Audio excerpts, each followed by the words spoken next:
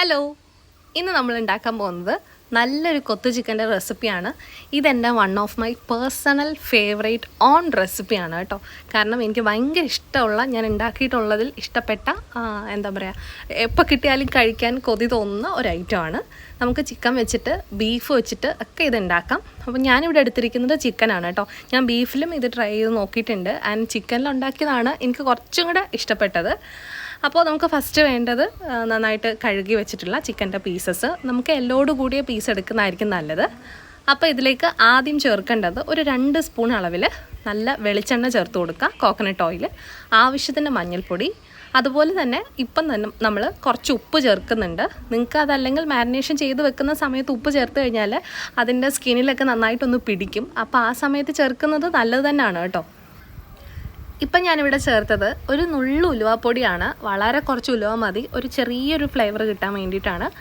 പിന്നെ ഞാനിവിടെ കുറച്ച് ഉപ്പും കൂടെ ചേർത്ത് കൊടുക്കുന്നുണ്ട്. ഒരു 1/2 ടീസ്പൂണേ വരത്തുള്ളൂ. അത്രയും ഉപ്പ് ചേർത്തിട്ട് ഇനി ഇതിലേക്ക് മുഴുമല്ലി നന്നായിട്ടൊന്ന് പൊട്ടിച്ചെടുത്തതാണ് കേട്ടോ. മുഴുമല്ലി ആകുമ്പം അത് നന്നായിട്ട് ഒന്ന് ഉടച്ചെടുത്ത് കഴിഞ്ഞാൽ അതിൻ്റെ ആ ഒരു സത്തൊക്കെ നമ്മൾ ചിക്കനിലേക്ക് പിടിക്കും. അപ്പോൾ ഒന്ന് പൊട്ടിച്ചെടുക്കുന്നതായിരിക്കും നല്ലത്. മുഴുവനെ ഇട്ടിട്ട് നമ്മൾ ഇളക്കി എത്ര മാരിനേഷൻ ചെയ്താലും അത് നന്നായിട്ട് പിടിക്കണം എന്നില്ല. അപ്പോൾ ജസ്റ്റ് ഒന്ന് ക്രഷ് ചെയ്തിട്ട് ഇട്ട് കൊടുക്കുകയാണെങ്കിൽ പെട്ടെന്ന് മാരിനേഷൻ സെറ്റാവും.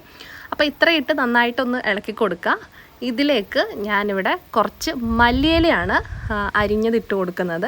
നിങ്ങൾക്ക് മല്ലിയിലയുടെ ഫ്ലേവർ ഇഷ്ടമല്ല എന്നുണ്ടെങ്കിൽ ഉറപ്പായിട്ടും ഇതിന് പകരമായിട്ട് കറി ലീഫ് ഇതുപോലെ കട്ട് ചെയ്തിട്ട് ചെറിയതായിട്ടൊന്ന് അരിഞ്ഞിട്ട് ഒന്ന് മാരിനേഷൻ ചെയ്ത് ഒരു 15 മിനിറ്റ്സ് മാറ്റി വെക്കുക. അധിക സമയം വെച്ചാൽ നല്ലതായിരിക്കും.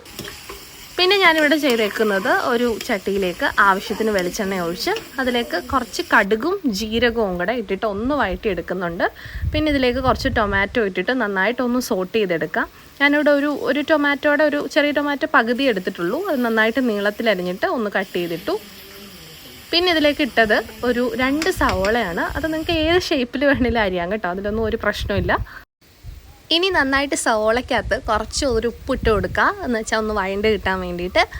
അതവിടെ കിടന്ന് ചെറിയ ഫ്ലെയിമിൽ ഒന്ന് വഴണ്ട് വരുന്ന സമയത്ത് നമുക്ക് കുറച്ച് വെളുത്തുള്ളി, ഗാർലിക്ക്, അതായത് തോലോട് കൂടി ഒന്ന് നന്നായിട്ട് കഴുകിയെടുക്കണം. എന്നിട്ട് വേണം ഇങ്ങനെ ഇടിച്ചെടുക്കാൻ. അതിലേക്ക് വറ്റൽമുളക്, നമ്മൾ എണ്ണയിൽ വറുത്തെടുത്തിട്ടുള്ള വറ്റൽമുളകാണ്. അതിൻ്റെ കൂടെ കുറച്ച് കറിവേപ്പിലയും കൂടെ പൊടിച്ചെടുത്തതാണ് കേട്ടോ.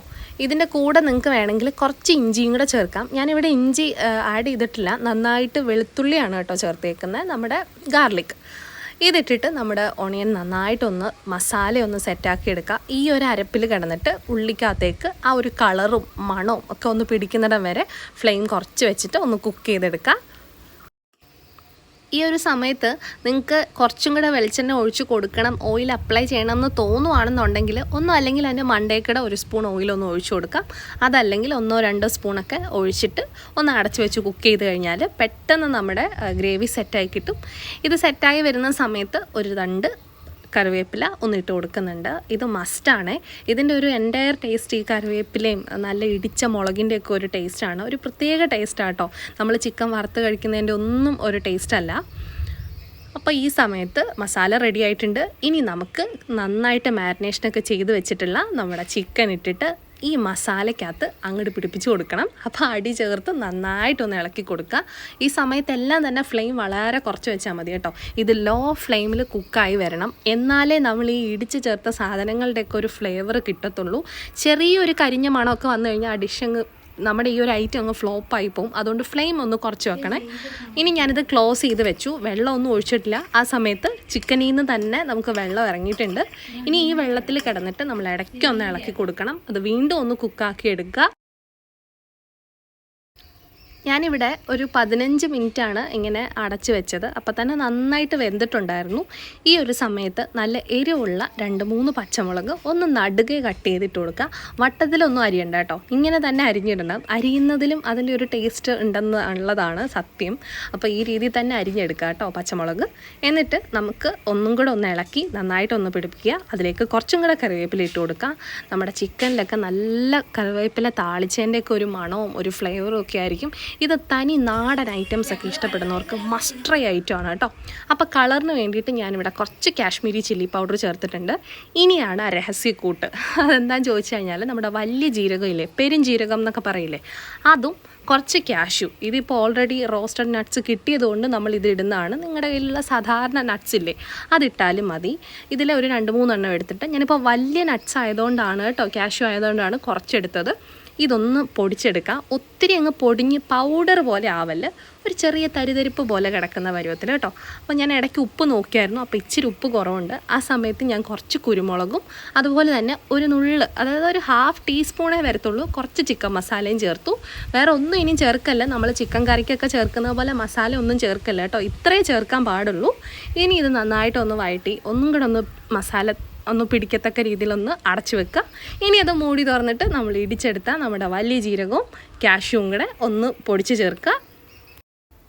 കൂട്ടത്തിൽ നിങ്ങൾക്ക് ഏതിൻ്റെ ഫ്ലേവറാണോ കൂടുതൽ ഇഷ്ടപ്പെടുന്നത്, കറി ലീഫാണെങ്കിൽ അതൊരു തണ്ട് ഇട്ട് കൊടുക്കുക, ഇനി മല്ലിയിലയാണെങ്കിൽ അത് ഇട്ട് കൊടുക്കാം, ഇനി രണ്ടും ഇഷ്ടമാണെങ്കിൽ അത് ഇട്ട് കൊടുത്തോ കേട്ടോ. അപ്പോൾ അതിന് മുന്നേ ആയിട്ട് ഞാനിവിടെ കുറച്ചും കൂടെ സവോളയുടെ, അതായത് ഓണിയൻ്റെ സ്ലൈസസ് ഇട്ട് കൊടുക്കുന്നുണ്ട്. ഇത്രയേ ഉള്ളൂ, പരിപാടി കഴിഞ്ഞു. ഭയങ്കര സിമ്പിളുമാണ്, ഡിഫറെൻറ്റ് ടേസ്റ്റുമാണ്. നാടൻ സ്റ്റൈലിൽ എന്തെങ്കിലുമൊക്കെ ഐറ്റംസ് കഴിക്കാൻ ഇഷ്ടപ്പെടുന്നവർക്ക് ഇതൊരു മസ്റ്റ് ട്രൈ ഓപ്ഷനാണ്. എൻ്റെ വീട്ടിൽ ഇതുണ്ടാക്കി കഴിഞ്ഞിട്ട് നമ്മളിത് ട്രൈ ചെയ്യാത്ത കോമ്പിനേഷനൊന്നും ഇല്ല കേട്ടോ. ഈവൻ ചോറിൻ്റെ കൂടെ പോലും നല്ല ടേസ്റ്റാണ് കഴിക്കാൻ. ഇതിൻ്റെ ഒരു ഗ്രേവി മാത്രം മതി നമുക്ക് ചൂട് ചോറൊക്കെ കഴിക്കാൻ. ഒരു പിക്കിളും കൂടെ ഉണ്ടെങ്കിൽ അടിപൊളി. അപ്പോൾ ഭയങ്കര ടേസ്റ്റാണ്. ഞാൻ വീട്ടിലുണ്ടാക്കി കൊടുത്തിട്ടും എല്ലാവർക്കും ഇഷ്ടപ്പെട്ടൊരു ഐറ്റമാണ് കേട്ടോ. പിന്നെ നമ്മളങ്ങനെ കഴിച്ചിട്ടില്ലാത്തൊരു ടേസ്റ്റാണ് ഇതിന് കിട്ടുന്നത്. ഇടയ്ക്ക് ആ കാഷ്യൂ ഒക്കെ ഒന്ന് കടിക്കാൻ കിട്ടും. പിന്നെ ആ ഒരു പച്ചമുളകിൻ്റെ എരിവും ഇടിച്ചെടുത്ത മുളകിൻ്റെയൊക്കെ ഒരു ഫ്ലേവർ ഒരു പ്രത്യേക ടേസ്റ്റാണ് കേട്ടോ.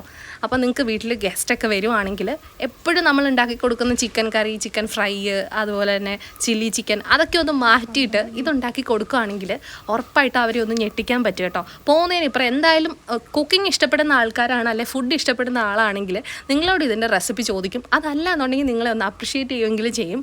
അതെനിക്ക് ഉറപ്പാണ്. കാരണം എനിക്ക് ഇത് ഉണ്ടാക്കി കൊടുത്തിട്ട് ഒത്തിരി കോംപ്ലിമെൻറ്റ്സ് കിട്ടിയിട്ടുള്ളൊരു ഐറ്റമാണ്. അപ്പോൾ ഉറപ്പായിട്ടും ട്രൈ ചെയ്ത് നോക്കുക. Thanks for watching. നമുക്ക് മറ്റൊരു വീഡിയോ കാണാം. പിന്നെ നിങ്ങൾക്ക് എന്തെങ്കിലും ഡൗട്ട്സ് ഉണ്ടെങ്കിൽ എനിക്ക് മെസ്സേജ് ചെയ്യുക, അല്ലെങ്കിൽ കമൻറ്റ് ചെയ്താലും മതി. അപ്പോൾ ഓക്കെ, ബൈ, ടേക്ക് കെയർ.